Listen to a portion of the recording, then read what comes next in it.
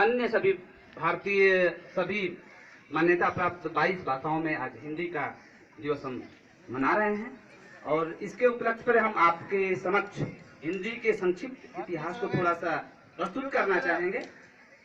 कोई भी भाषा हो, शुरू में लिखित रूप में नहीं आती, उसके पहले उसका विभिन्न रूप बदलाव सामने आता है और यही परिवर्तन आगे चल के एक समृद्ध भाषा का रूप लेता है, चाहे वह बोली के रूप में हो, विभाषा के रूप में हो, क्षेत्रीय भाषा के रूप में हो। तो यदि हम हिंदी को देखें तो ये सीधे हिंदी के रूप में ही प्रयोग नहीं की गई, इससे पहले यह कई अन्य भाषाओं से होकर गुजरी, जिसमें सबसे पहले नाम आता है संस्कृत का।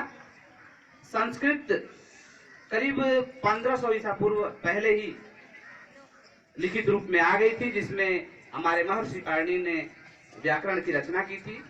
14 शब्द जो डमरू से निकले थे शिव के, ऐ ऊण री लिक ए ओं च है वरक्त, इन सभी के संयोग से ग्रामर की रचना की, व्याकरण की रचना की।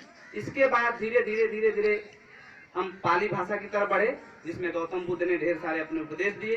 फिर आगे चल के यही भाषा प्राकृत में चेंज हुई और प्राकृत में महावीर प्रसाद जितने भी अपनी रचनाएं किए उसी में किए। फिर आगे चल के यही भाषा अपभ्रंश का रूप धारण की और अपभ्रंश के अंतर्गत ढेर सारी भाषाएं हैं, जिसे खरोष्टी, अवहट्ट, मागधी, अर्धमागधी, सौरसैनी, बहुत सारी भाषाएं आई और बाद में चल के यही भाषा वर्तमान हिंदी का रूप धारण की। और हिंदी को देखें तो इतनी समृद्ध भाषा है कि टोटल 22 भाषाओं में सबसे समृद्ध है, सबसे ज्यादा बोली समझी प्रयोग में की लाई जाती है। यदि इसको देखें तो इसकी समृद्धि का मूल कारण है सभी भाषाओं के प्रसिद्ध शब्दों को अपने आप में सम्मिलित कर लेना।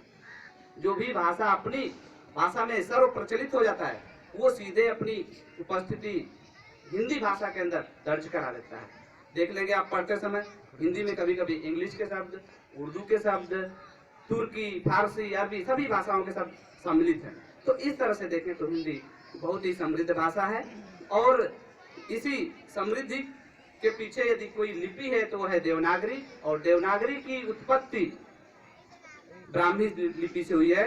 और ब्राह्मी इसलिए उसका नाम पड़ा है कि सभी भाषाओं की उत्पत्ति, सभी भाषा के लोग यही मानते हैं कि उनकी भाषा की उत्पत्ति उनके प्रसिद्ध देवता के द्वारा की गई है। तो हमारे प्रसिद्ध देवता ब्रह्मा जी माने जाते हैं और हिंदी भी उसी को स्वीकार करती है कि हमारी लिपि ब्राह्मी लिपि है। तो इस अवसर पे आज आप सबके समक्ष हमारे विद्यालय के कुछ बच्चे हिंदी में समूह गान प्रस्तुत करने जा रहे हैं। आशा है कि आपको पसंद है।